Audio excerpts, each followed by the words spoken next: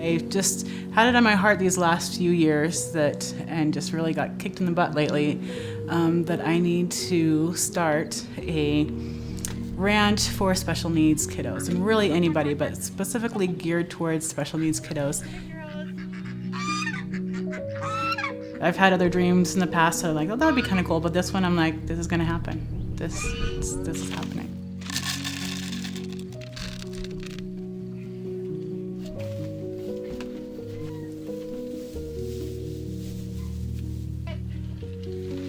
Here we are.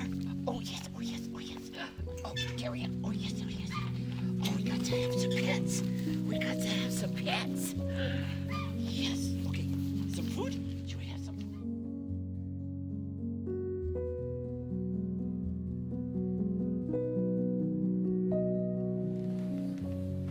I think both Amy and I knew ahead of time, before the official diagnosis, that he was different, and that he would need more help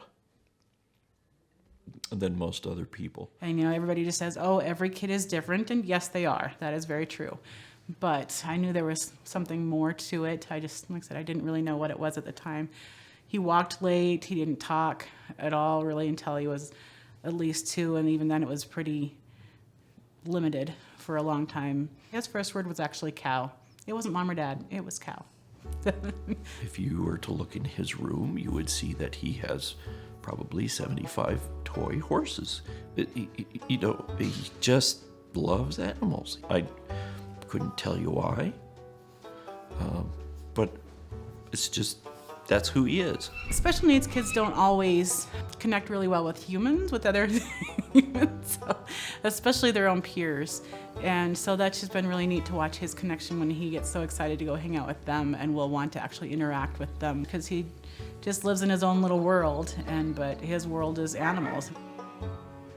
Elliot's always been motivated by animals. Matter of fact, we would do the equine therapy in the summertime, and one of the speech therapists commented that she gets so much more out of him when he's on the back of a horse. He would ask very politely to stop and go. He would use his manners. He would wait patiently for his turn, which was not something that he did very well.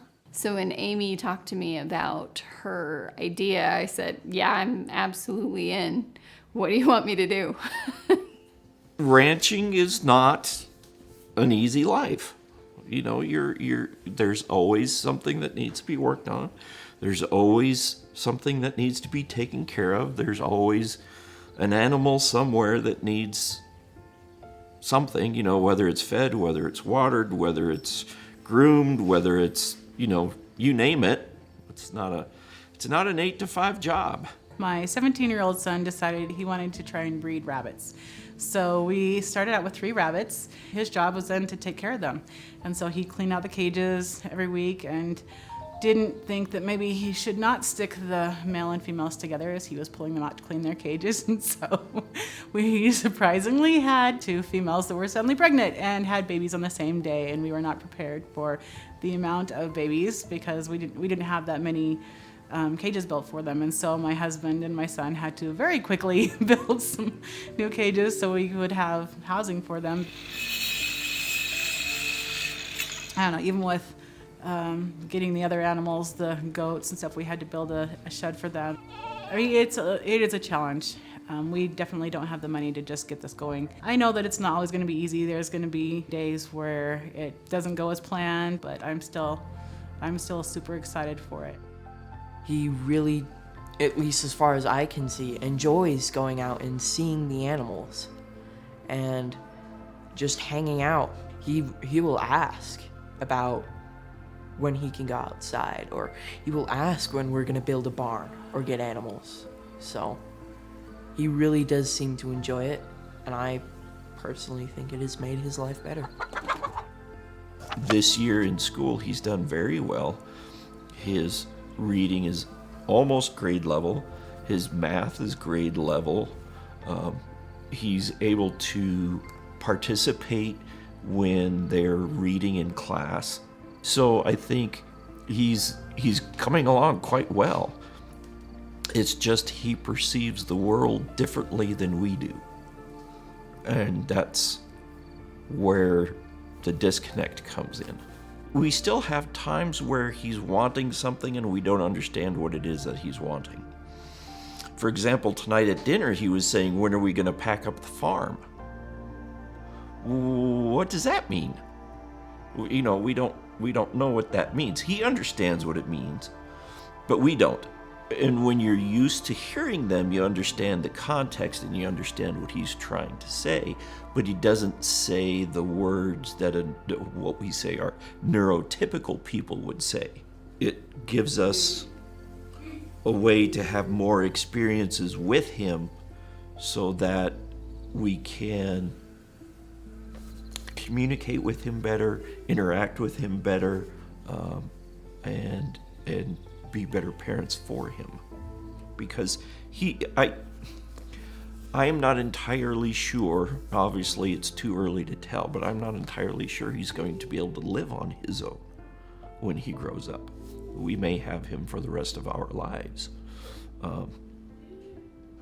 Amy has a brother that is not neurotypical, and he's going to be living with his family for the rest of his life because he is not at a point where he can do things on his own. So Elliot was super, super excited when we started getting more animals. He loved the chickens, but he was super, super excited when we started adding more to it.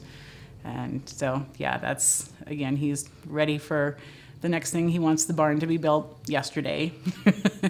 And he's always asking when it's going to be built. And I think he thinks it's going to take like one day. They're going to just start building it and it'll be done like that. And so I think he's going to be frustrated when it takes a little bit longer than one day to build. I am pretty hopeful for the way that this ranch is going to go. Because from the way that my mom talks, she has a plan in place for getting all of this. And, you know, after seeing my brother and the positive effects that just a handful of goats and chickens can have, I am really excited for what these larger animals will bring and how it can affect his life for the better. So I am actually pretty excited, and I do see it being a nice big ranch. we don't necessarily want to limit the people that we can invite in and have something that they can do that brings them enjoyment. Especially people who feel lost, it can give them a purpose. It can give them a reason to keep going. Let's take a horse for a ride, or, go chase the chickens around for a while, go collect eggs, go see how the bunnies are doing. Whatever makes you feel happy. Let's do it. Everybody is unique. And I think that everybody should be, or should have a place where they can go, where they feel accepted, and where they can have something that they can take care of and makes them or helps them to feel better about themselves.